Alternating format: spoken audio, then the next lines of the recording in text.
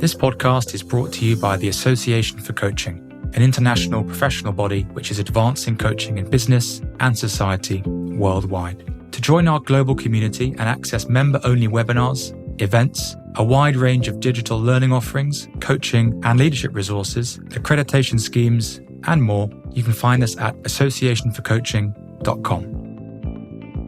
Hello everyone, my name is George Warren and I'm your host for this series around coaching and climate change. My guest today is a master coach supervisor, XR catalyzer and climate conscious coach, and one of my personal coaching heroes. So I'm absolutely delighted to be speaking with Zoe Cohen. Zoe, hello, how are you doing? Hi, George. My goodness, what an introduction. I'm a bit blown away to be called a personal coaching hero. Bless you. I'm very humbled. Thank you. I guess what would be really helpful to start would be to hear a little bit about the work that you currently do around climate change and coaching. It spans a wide spectrum, I'd say, George, from been sort of at this for about 2.5 years now. It's a wide spectrum from the continuous journey of kind of doing my own work with and on myself to exploring and experimenting how I talk about the reality we find ourselves in with clients and in coaching sessions with other coaches, how I express that on social media and get the messages out, doing webinars and podcasts and things like this to get the messages out with the coaching community, some pieces of writing, speaking at conferences occasionally when people will let me, through to obviously my activism. So to me, it's a whole spectrum. And you mentioned about 2.5 years. I'm just holding a curiosity about what happened 2.5 years ago to bring about this shift, this activism, this pivot. Yeah, thanks. That's a good question. Lots of things, I guess. And this caring about, hesitate to say it in inverted commas, the environment, because we really shouldn't talk about inverted commas the environment, because actually we are nature and nature is everything, and we don't exist outside of nature. We're a subset of nature. But in business as usual language, caring about inverted commas the environment is and nature and animals and plants, and it is how I've been since I was tiny, and since I was as long as I can remember, really. And I've done all sorts of things through growing up in my adult life in the broad spectrum of sustainability type stuff, as I've always as a volunteer, never as a paid job. But important things happened in 2018, some of which I won't go into, but one of the sort of watersheds, I think, for not just me, quite a number of people, was the IPCC report, or the Intergovernmental Panel on Climate Change 1.5 degrees report, which was published in the autumn of 2018. And I don't know whether people listening are familiar with that, but it was the headline in the sort of mainstream media was the report that was talked about in terms of we've got 12 years to save the planet, which is, a very superficial headline, and it's not that simple and it's not that good either. I guess prior to having known a reasonable amount about climate change, global heating, whether being a bad thing, and taking action about it in my own life and beyond my own life years prior to that. But I guess from the Paris Agreement back in 2015, when, at least in theory, all governments on Earth signed up to limiting global heating to well below 2 degrees and ideally 1.5 degrees, blah, blah, blah, which we're now maybe used to hearing about. I guess when the Paris Agreement was signed, I was so relieved, tears came to my eyes, I had a little cry, and thank goodness they're going to do something, thank goodness they're committed. And then I did perhaps what many of us have been brought up to do. I trusted those in power. I mean, how crazy could I have been? So I trusted that they were going to do stuff. And I'm sure somewhere in my body I didn't really believe they would. But on one level, I did trust that things would happen because they'd signed up to the Paris Agreement. And I guess 2018 was an extra big wake up, both in terms of the IPCC report being very clear that things are a lot worse than the establishment had thought it was, or was prepared to say it was, and that we needed to take really drastic action to limit heating to 1.5 degrees. And also, I don't know if you remember, depending on where people are based, listening to this, the summer in the UK, the summer of 2018 was yet another heat wave, and there was quite an extreme drought that summer as well, which impacted me personally in a few ways. So having been, thoroughly in an embodied and an emotional and intellectual way shaken by the events of the summer and autumn 2018. And another important thing that happened in my life at the end of summer 2018 was my mum died. And having been a carer, and mum was a huge part of my life and part of my inspiration for lots of things, I knew that I was going to commit the rest of my breathing days to making a difference as much as I possibly could, and more than I had in the previous 48 years or whatever of my life. So I was flailing around as to what to do and trying to steer as to what difference was I going to make and how was I going to make that. And one of the things that seemed to be obvious to me was that in the mind mapping that I did of all the differences that I could make in the world, one of those seemed to be to catalyse the coaching community. Being a coach, that was one of the things that it felt like it was an obvious thing for me to try to do. So that's quite a long answer to your question. There's lots more to say, George, but I'll try and pause there. But that was, so in terms of the climate and coaching piece, as opposed to the activism piece, which was also triggered majorly by what I've just described, but in terms of the coaching piece, it seemed, asking myself, what can I do? What are all the ways in which I can influence as an individual with various communities and intersections and so on, where can I make a difference? And one of the obvious ones was the coaching community.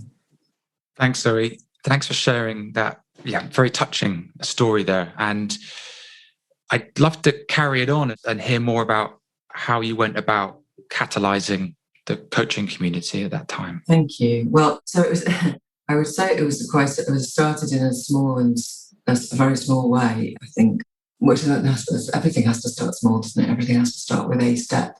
And you never know where you're going to end up, do you? Well, I certainly didn't. So in January 2019, I had decided in myself to a point where I couldn't carry on this kind of separation between my professional self and my personal and true self of what I really thought and felt and wanted to say to the world. And I think I'd started to be a little bit more outspoken on social media and LinkedIn and Twitter and so on. But actually, the tension was just unbearable between what I actually really believed and thought and knew and how I felt I and coaches and coaching was showing up in the world.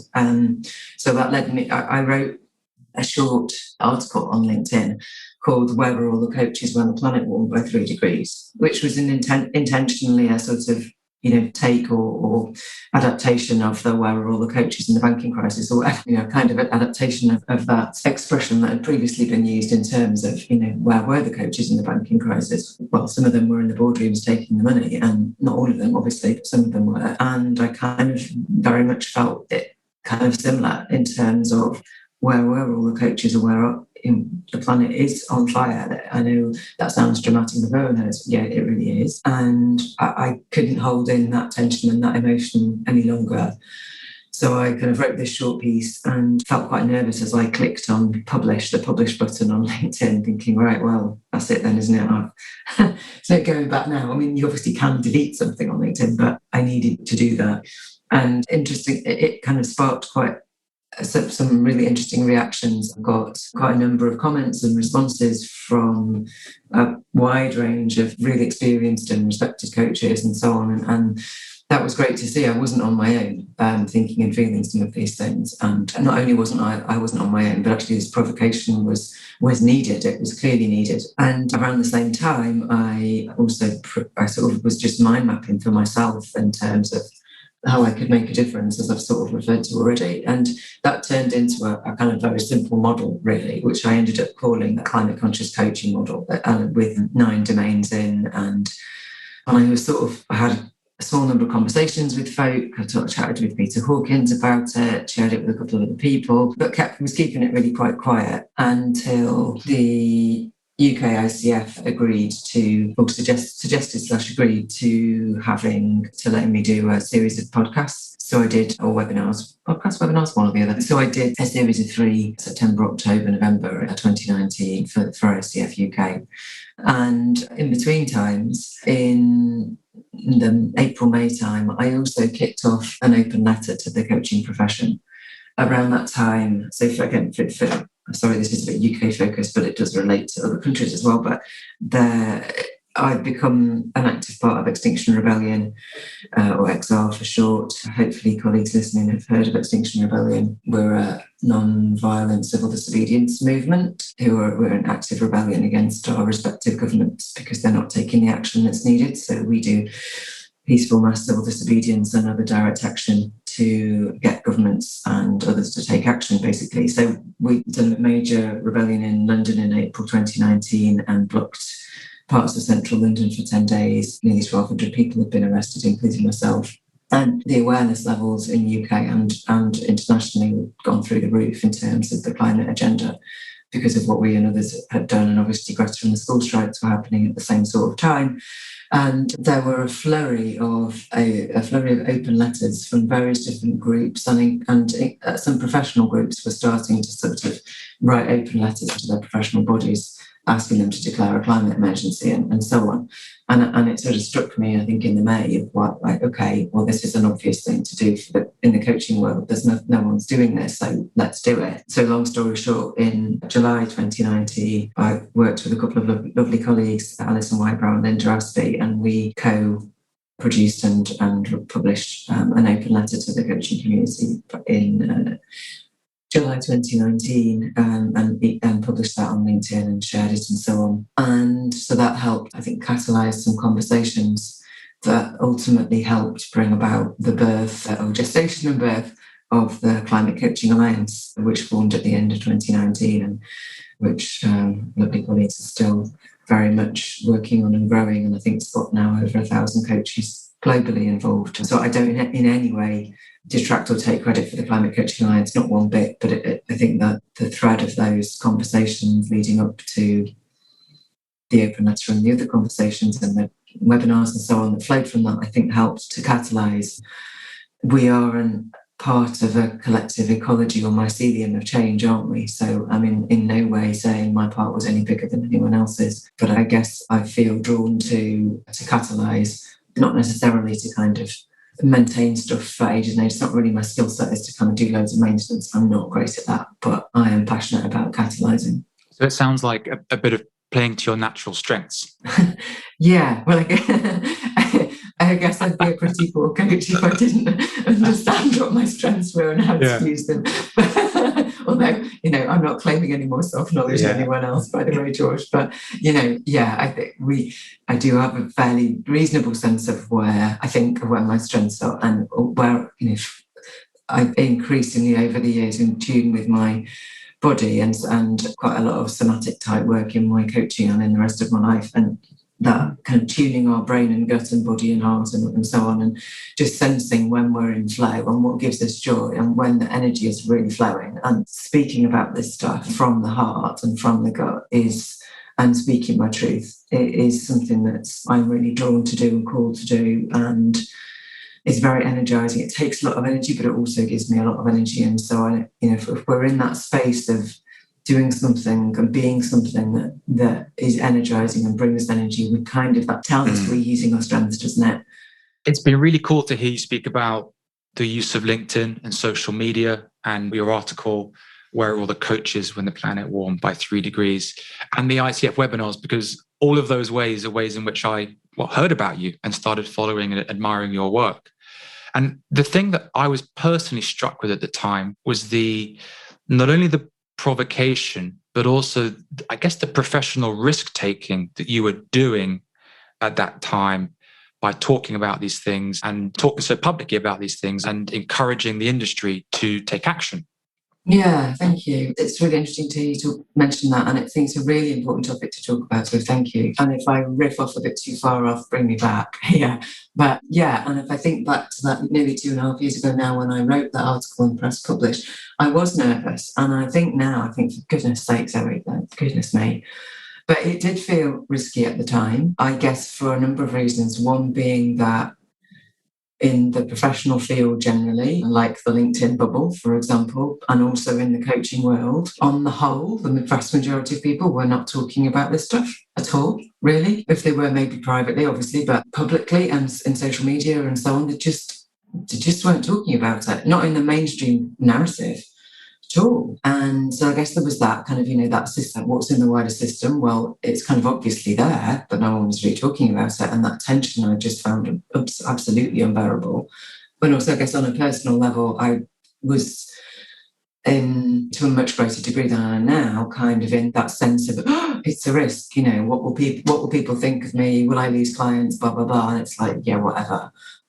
So yeah, it felt like a risk then. Since then, I'm very pleased to say that my risk levels have gone up a lot, and I intend for them to go up more, because the point for me, one of the big points here, and we may need to expand on this, so if it doesn't come across clearly, just tell me, George, but is once we get past some of the layers of denial, and I say some because there are so many, but once we get past some of the layers of denial about where we are, where the biosphere is, and what we've done to the earth and what we're still doing to the earth, then the notion of risk is put in perspective. Let me say, just as one simple level, that as hopefully listeners to this, there are many millions, if not billions, of people in the global south who are already experiencing suffering, death from all the ramifications and knock-on effects of the climate and ecological emergency. And not just the global south, but the people in the global south and the poorest people around the world are hit first and most on the whole. But, there are record-breaking temperatures, and have been in large swathes of the US right now, for example, haven't there? Huge swathes of the eastern part of the US, whereas tornadoes and extreme rainfall in the west. Hang on, I think I might have got that wrong around east-west. Sorry, I get my east-west mixed up. But there are also the worst droughts in 1,200 years in large parts of the US at the moment. So, it's not just the global south that is impacted at all. Here in the UK, we've had most severe extreme rainfalls, most severe flooding, highest levels of wildfires. We've got, et cetera, et cetera. And of course, the COVID pandemic is a symptom of how we treat and mistreat nature and animals and wildlife and habitat. So we're in it now. So I'm going off slightly, but coming back to the risk thing, we really need to calibrate realistically what our risk level is, because we're all at degrees of risk because of the reality. And for me, that the possibility, I might have an awkward conversation with a client, or a client might look at me differently, or maybe I might lose the odd client. It's like, really, we need to really kind of look at this in a whole other way. And I do appreciate that I'm saying this from a position of privilege. I absolutely know that. I'm a middle-aged, middle-class woman in the global north. I'm white, 50. I've run a little practice for over a decade. I was a senior manager in the NHS before that. I've made some savings, so I can prop myself up on savings if I need to, etc., etc. So, I'm really clear on saying that from a position of privilege, relatively. At the same time, I've also kind of downsized my life to fit, cut my cloth to fit, as it were, as well as making, obviously, a whole range of behaviour, lifestyle decisions in terms of massively reducing consumption. Or actually, I wasn't a huge consumer before, but reducing consumption further, not flying, etc., etc. So yeah, we need to really calibrate risk, because for many of us, we're at pretty low risk levels compared to what many people around the world are already experiencing. Obviously, what many non-human species are experiencing with the 200 plus extinctions a day that are happening right now, and the risk that's coming down the tracks that couldn't be clearer. I don't know if people are aware, but only yesterday there was a press report in a French media site. I don't know if it went anywhere else, but it was on a French site about some leakage of part of the forthcoming IPCC report. That isn't, some of which isn't due till later this year, some of which isn't due till next year, unfortunately. It's evident, I think it's evident if we listen to our bodies as mammals, that things are getting worse in a climate and ecological sense. Getting worse at a worsening rate, and it's non-linear. And if we're actually listening and open to what's around us, not just in the media, but also in our own environments, I think it's pretty evident that things are getting substantially worse. Yeah. Risk is a really interesting topic, and the more we let the reality in, the more we can kind of calibrate risk, and the more we're happy to take more risk, the more we'll achieve. If we just stay in this tiny safe zone that we often allow ourselves, we're not going to achieve anything. And I'm really hearing the relationship in your words between risk and perspective as well, that if we start zooming out and attuning to what's happening around the world, to all of us, to all the animals, that it puts our individual professional risk, makes it seem very small comparatively. Yeah, absolutely. Absolutely. I think that what a phrase that Peter Hawkins uses and what others is, I think, I remember Peter talking about wide-angle empathy some years ago. So if that resonates for people listening, but we need to make our empathy and compassion and really open across generations, across species, across humanity, across geography, and across time, in so many dimensions. And there are different things that get through to people in different ways. I guess that what's coming to mind is in, I think it's February 2019, there was a huge hurricane Idai that hit Mozambique, on the coast of Mozambique. I don't know if people may remember that. There's now extreme weather events happening all around the world all the time. We just don't hear about them because they're not given much media coverage, but there are literally extreme weather events happening all the time. And I don't know if you're going to provide podcast notes for this, George, but if you are, I can provide a link that gives a sort of running account of all the extreme weather events and disasters happening around the world, which is actually quite useful to see, because we don't see this stuff in the media because they don't tell us enough about what's really happening. But Hurricane Idai hit Mozambique, and then within a couple of weeks there was another Hurricane Kenneth, I think, hit straight afterwards, and 2 million plus people were impacted by this huge hurricane and flooding that hit a huge area of Mozambique and surrounding part of the coast of Africa. And on one of the news clips I saw, there was just this flooding across this huge area, just the odd bits of makeshift homes sticking up through the water and some trees sticking up through the water, and then just this expanse of water.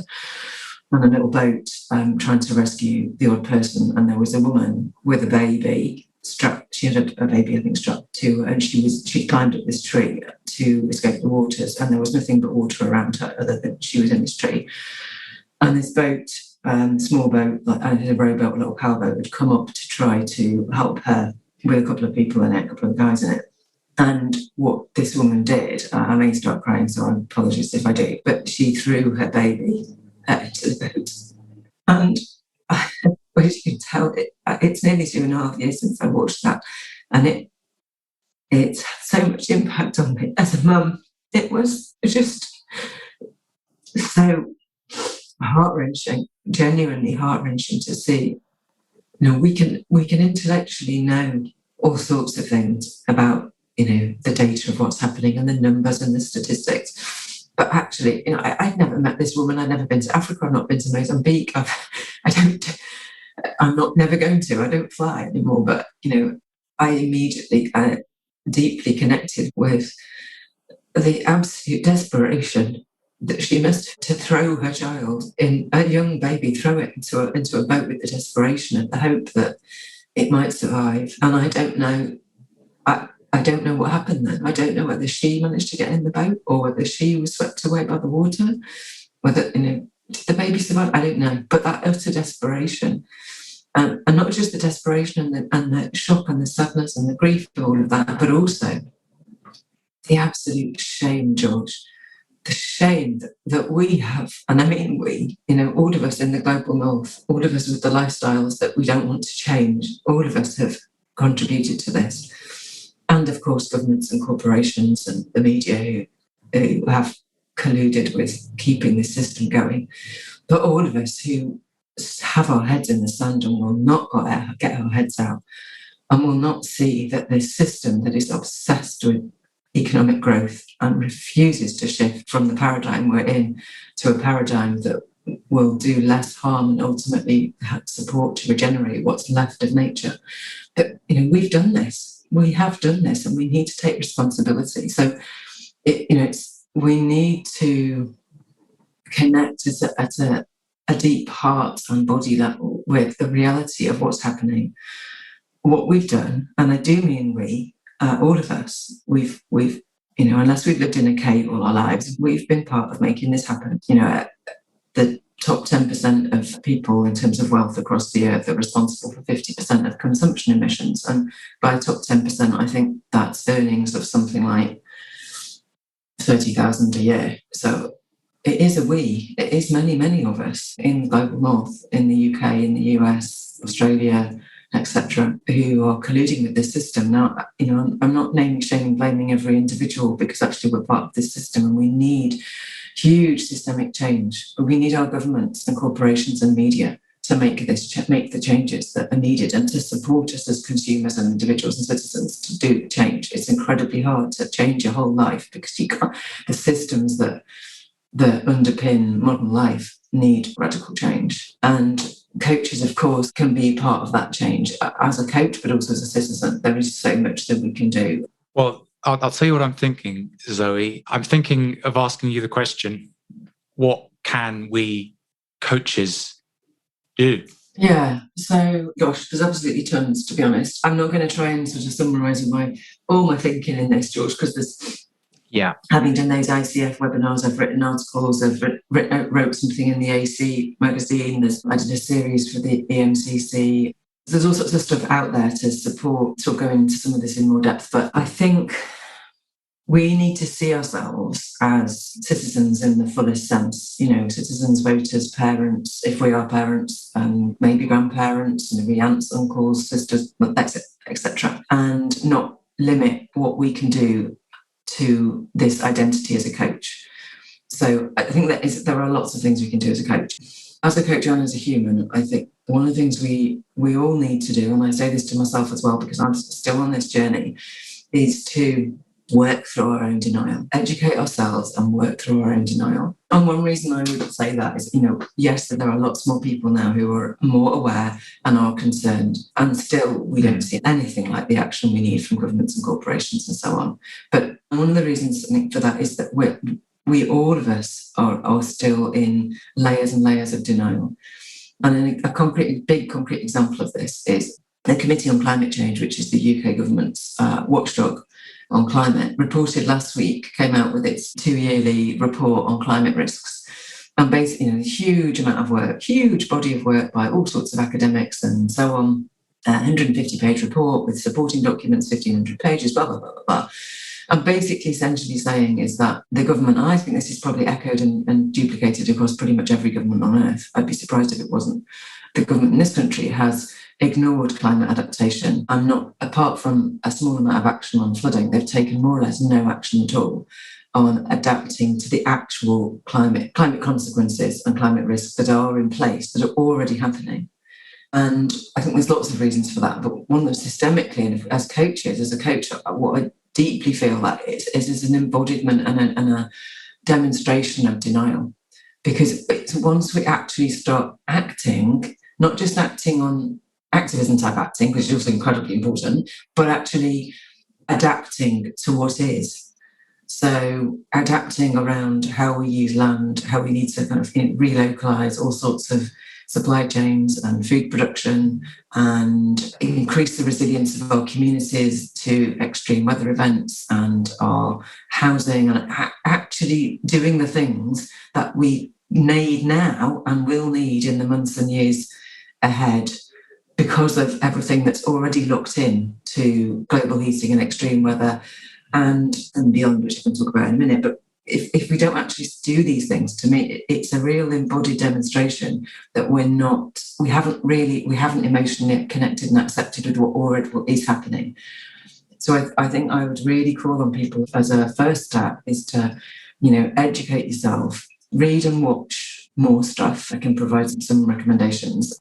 Read and watch more stuff and actually keep those conversations going with yourself, with others, with colleagues, with family, with friends, to work through this. It's such an embodied shift. It's mind, body, gut, heart. It's all of us. We need to go through this shift so we come, and it does require going through a really dark place on a dark night, so coming to terms with, and to a degree sort of throwing away is not maybe a bit strong, but putting to one side conventional hope, because hopeism and sort of is not helping us. We need to come out the other side of the dark night and create a different society and a different way of being, and detach ourselves from an understanding that may or may not get us to where we need to go. But we have to try, because it's our moral responsibility, isn't it? It sits with us as the generation that are alive now, the adults alive now.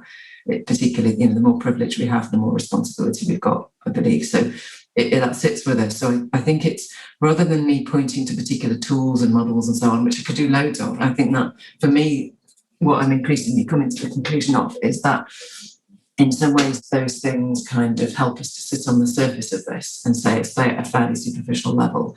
And being really honest and speaking my truth, I think we need to move through this, all of us, and not leave any bits of us behind. To move all of ourselves through this emotional transition of realising where we are, going to that dark place and coming out the other side. Some people might be familiar with the work of Joanna Macy and others around active hope, etc. And there are other approaches, but coming out the other side so that we're never the same again. Because I think once you have really opened yourself up to where we really are, you aren't the same again. And then we are obliged to think, talk, act, be different. And once we allow ourselves to go through that and come out the other side, everything changes. And then so our coaching would change. If we choose to still coach, our coaching would change, or how we use our time, our money, our energy, all of that would be deeply affected if we truly let ourselves go through that transition or that array of shifts, because it isn't one. I've been on this journey for years and I'm still on it. And I think when we see coaches or the coaching community openly talking about this stuff and openly talking about adaptation for ourselves, for our clients, that will signal that we are getting to where we need to be.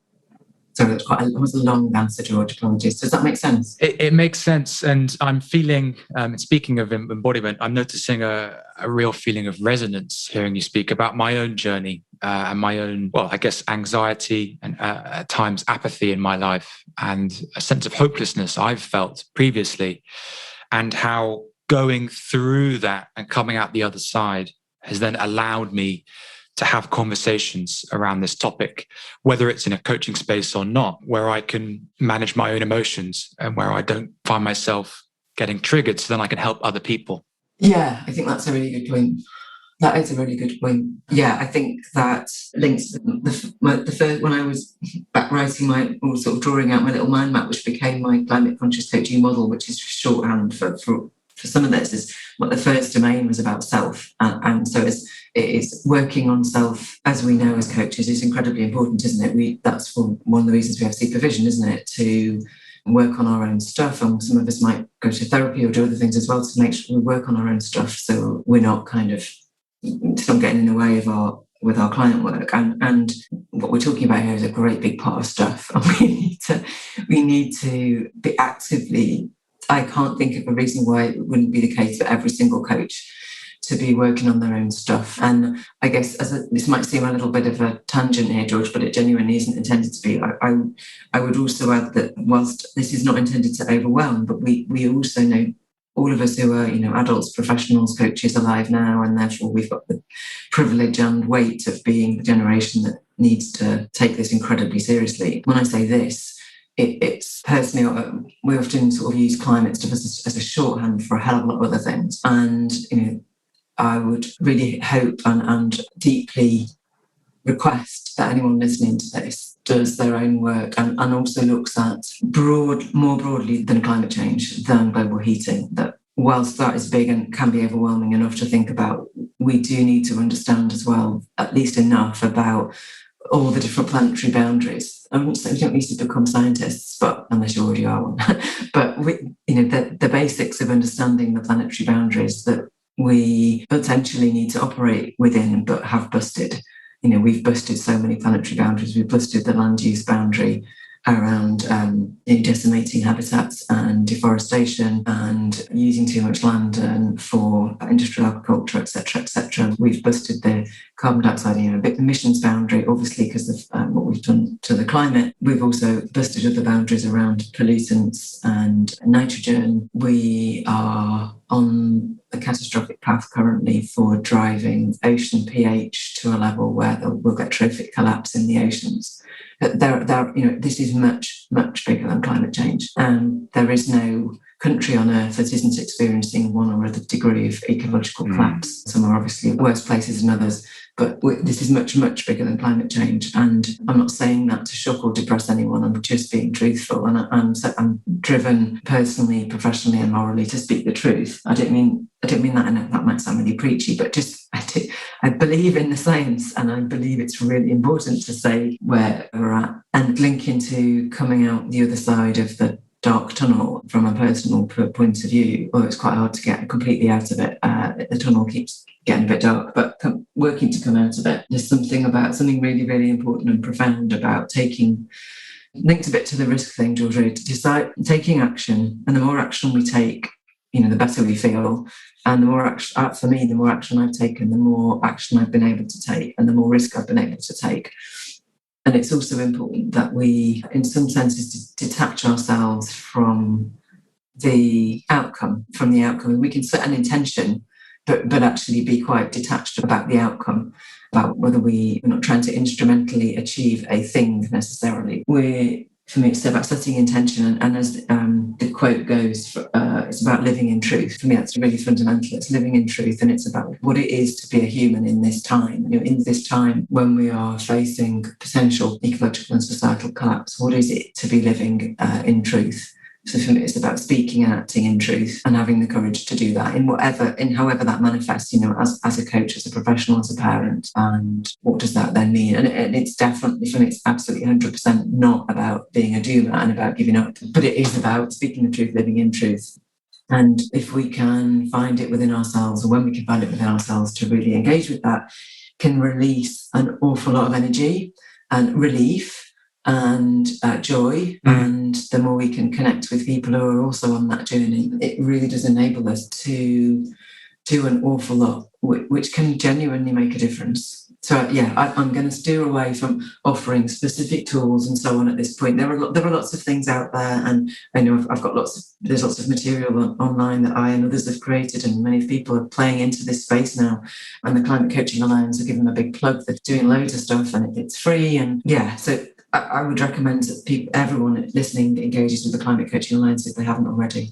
And please be prepared to engage deeply with this journey, because, for some people and some businesses and corporations and so on, it's the last couple of years maybe felt like a trend or a thing, or like we all need to be talking about sustainability now, we all need to talk about net zero.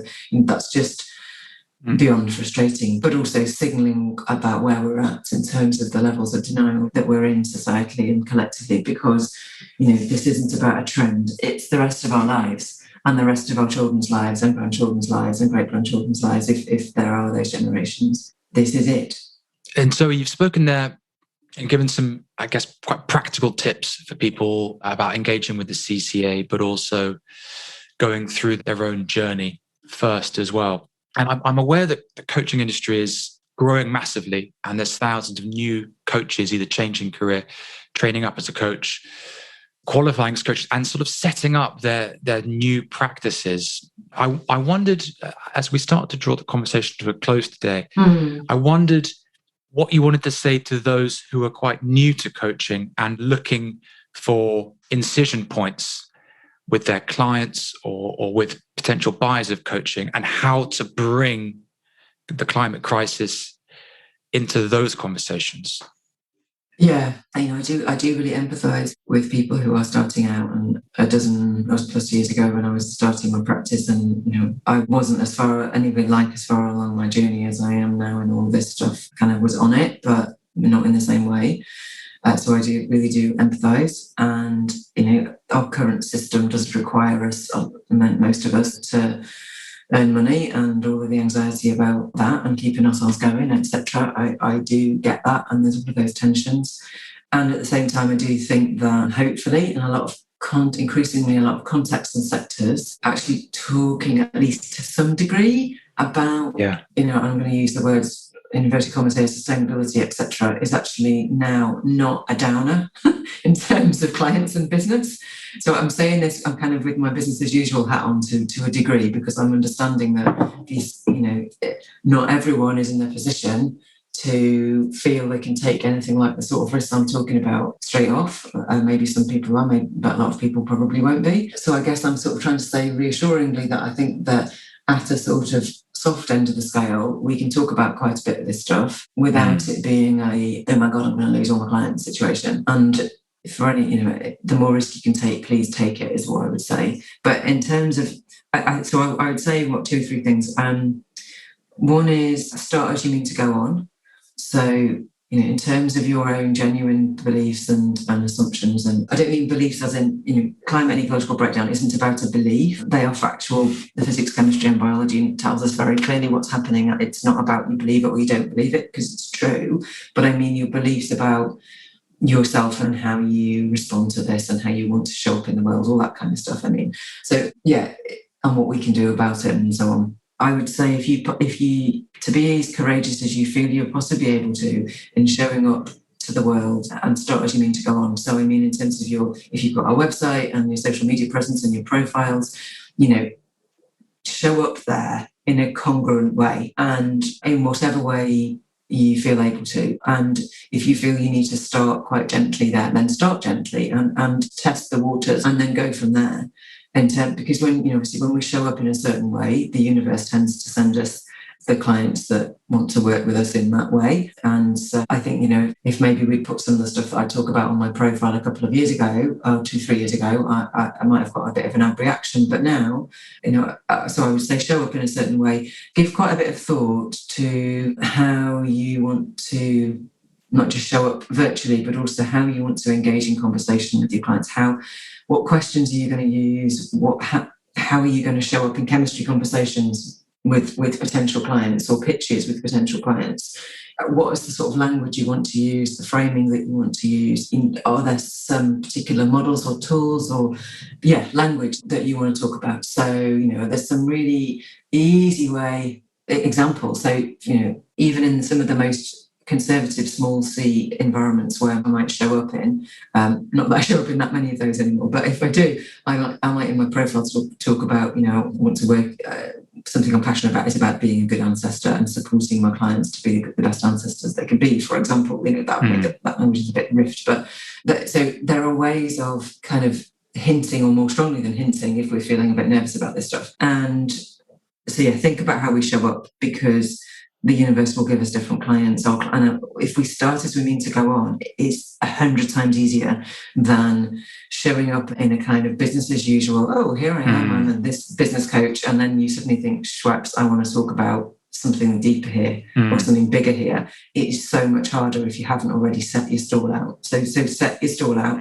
as you want to, and show up as congruently as you feel you possibly can, and everything will be so much easier from there. Yeah, such sage advice there, and I'm thinking back of my own career. Yeah, valuable advice to our listeners there. And Zoe, so we're coming to the end of our episode today, and I wanted to ask how you'd like to sum up today and what you'd like to say by way of closing to our listeners. I hope that people are taking away from this conversation that there's a lot of big scary stuff, and there's I don't want to use the word opportunity because I just find that too cheesy. There is a space that we are all invited into to live in truth, and that is not about being a coach, but I think actually coaches, we are well placed to do that work with ourselves to enable us to live in truth so that we can support others too.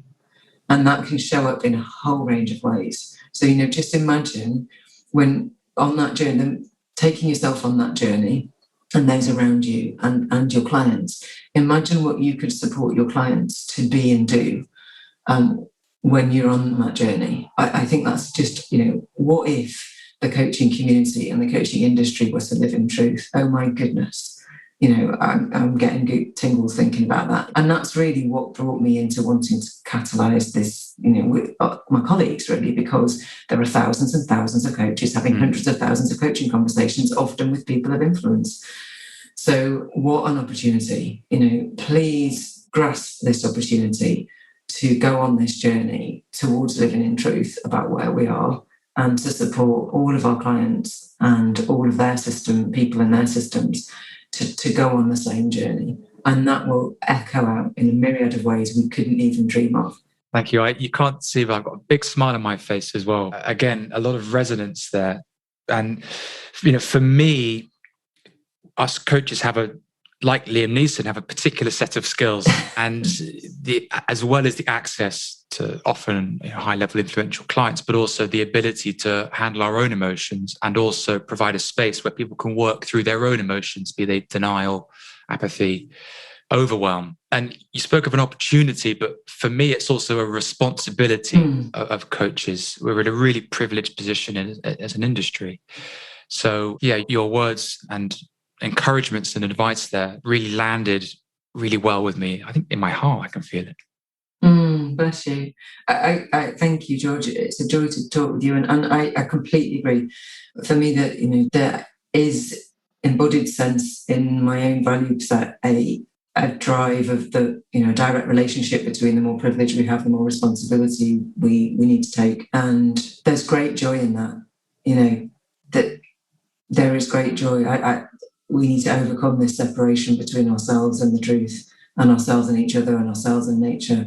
And when we do that, yes, there's lots of pain and grieving. And when we start to come through that, there is great joy. And then every day there is so much opportunity, and I mean that in a genuine sense. I don't mean that in a sort of businessy marketing sense, but there is a genuine opportunity to make real, genuine differences in people's lives, and in ways that we couldn't even imagine. And I do think there's huge potential for the coaching industry and the coaching profession and the coaching professional bodies and so on, if they really truly embrace this living in truth that I'm talking about. I think we're a long way from that, unfortunately, but there is a huge opportunity. So if everyone listening can to do their part, that can only help. And Zoe, you've mentioned the webinars, the various webinars you've done for the different accrediting bodies and articles. How best can our listeners keep in touch or follow your work? Okay. Well, I'm all over LinkedIn on a regular basis, so I post pretty much daily. Following me on LinkedIn is the easiest way, and I'm happy to provide, a whole set of links, etc., that could maybe go in the podcast notes. I'm not very good at providing all the links on my LinkedIn thing, so but yeah, LinkedIn for kind of daily stuff, and I'm sure that there can be links in this podcast notes. Awesome. Well, Zoe, thank you so much for joining me today and talking us through everything that you did. And yeah, I'm full of gratitude for you taking the time to speak so passionately, so eloquently about what can be such a difficult topic. But as you said, a topic with so much opportunity as well. Thank you, George. I'm realising I forgot to say that I really believe that a lot of coaches might be in a position where they could get involved in activism. So as a final ask, if you feel you have the space in your life, please also engage actively in peaceful activism and ideally civil disobedience, because we hugely need it and it needs to be part of the picture. So if you feel called to do that in any way, even if it's scary, because it can be a bit scary, but it will pay huge dividends. So yeah, a final plea. Please do become part of whatever activism movement is near you, because this really does need more of us to get engaged. Thank you so much. And to our listeners, thank you so much for joining us too. Great to have you with us, and keep an eye out for the next episodes of the series. This podcast was brought to you by the Association for Coaching. Discover more business coaching resources, thought leadership, and online learning at associationforcoaching.com.